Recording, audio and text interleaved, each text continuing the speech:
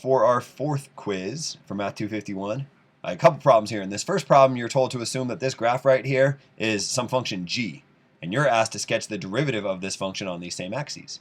And what I like to do when I'm sketching these things is the height of the thing that I'm about to draw, the derivative, is the slope of the tangent line to this guy at any given point. So I like to start with the zeros. Note that right here, if I were to draw a tangent line right here, it would be horizontal, so its slope would be 0. So what that means is that the height of my derivative should be 0 at that point. Similarly, right here, and right here, and right here, the height of my derivative should be 0.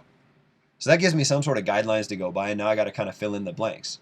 So I want to think about what's going on over here. Well, over here my function's increasing. If I were to draw a tangent line, that line would have a positive slope. So what that tells me is that the height of my derivative should be positive. So maybe, I don't know, something like this. This is very rough. And then the question is, what happens when you get past this point? Well, note that the function starts decreasing. It's not decreasing very fast, but it is decreasing. So what's going on here is I get a little bit below the axes here, but not a whole bunch until I get to this point. And then when I get to this point right here, my function stops decreasing and it starts increasing. So I want to go across my axes and go positive. And more positive as it gets steeper and steeper. Somewhere in here, it gets as steep as it ever gets. Where exactly that is hard to tell, but I'm going to say it's somewhere like right about there. So right around there, I want this thing to sort of level off. And then note it still has a positive slope. It's just getting less and less positive. Maybe I can draw that a little prettier.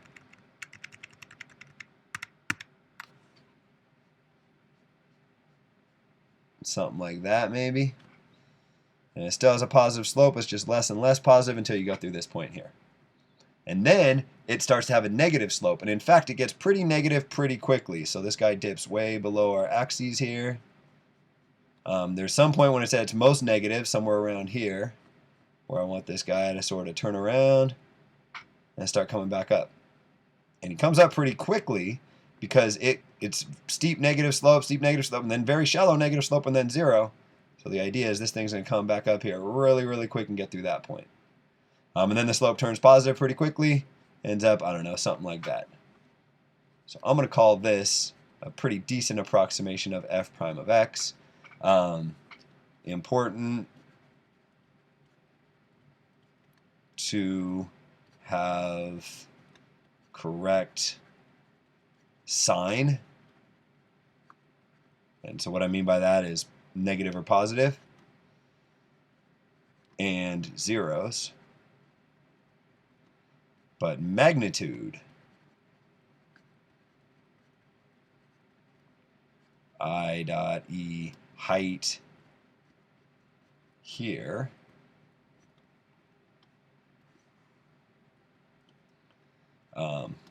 is not important. It's just an estimate. How about that?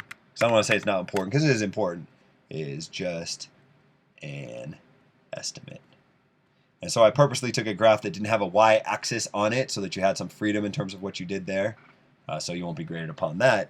But you will want to have the right basic idea of this thing here. Okay, now we're going backwards. This thing, remember a minute ago when that was a function? It ain't a function no more. Instead of being a function, now this is a derivative. So you're going to have to kind of think backwards. This is a derivative. You're being asked questions about the function for which this is the derivative. So this is, pictured below is the graph of the derivative of a function f. So this is f prime of x. Use it to answer questions about the function f. So on what intervals is f increasing? F is increasing when f prime is positive. So where is this thing positive? Well, from here to there. So roughly, maybe I'll write this. Roughly, I don't know, -2.5 to 0. And then again from 0 up to whatever the hell that is. I don't know, 5.8 maybe. All of these are estimates. It's okay. Anything close is right.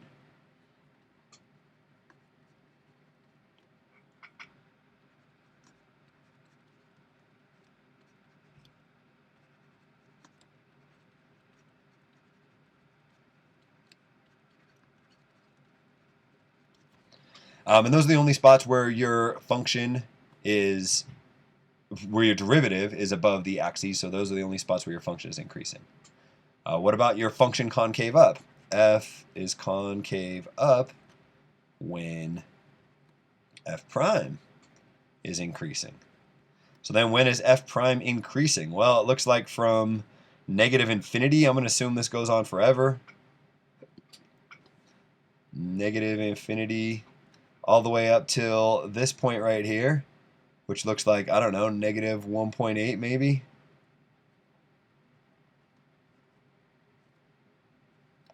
And then it's increasing again from 0 all the way up until this point right here. What's that point? I don't know. 3.7 maybe?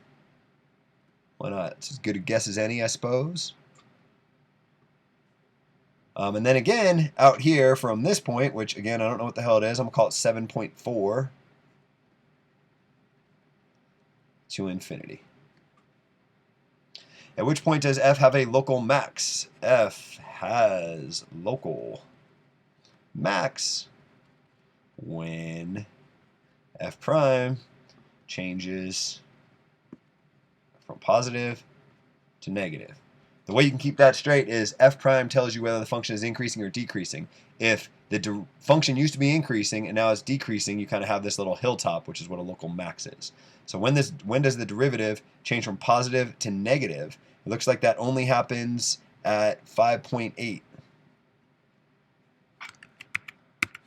So local max at 5.8, or whatever the hell you're calling that point right there. At which points does the function have an inflection point? F has an inflection point when the second derivative changes sign.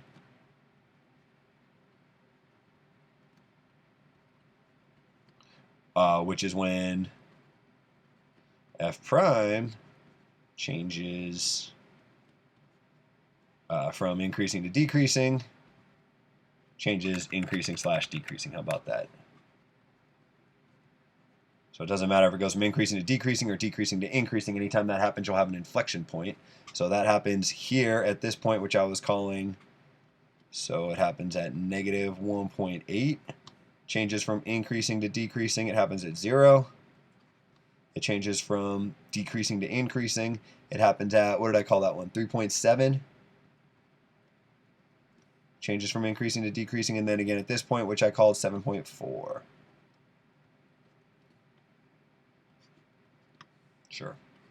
Of these 3 points, which is the greatest, which is the least? I probably should have put y there. The greatest is going to be f of 6. And the least is going to be f of negative 2. And the reason why is because f, my function, is increasing, or is, yeah, let's call it increasing, is increasing from negative 2 to 0, and from 0 to 5.8. So the way to think about it is there's some height at negative 2, and then it's increasing. It's going up and up and up and up until it gets to 0. And there's some point height there. And then it's increasing, going up and up and up and up and up all the way until it gets to 5.8. And then at 5.8, it comes down just a tiny little bit until it gets to 6. But it's been going up so much that this has got to be bigger than this, which is certainly bigger than that. I don't know. I guess I'm going to end this here.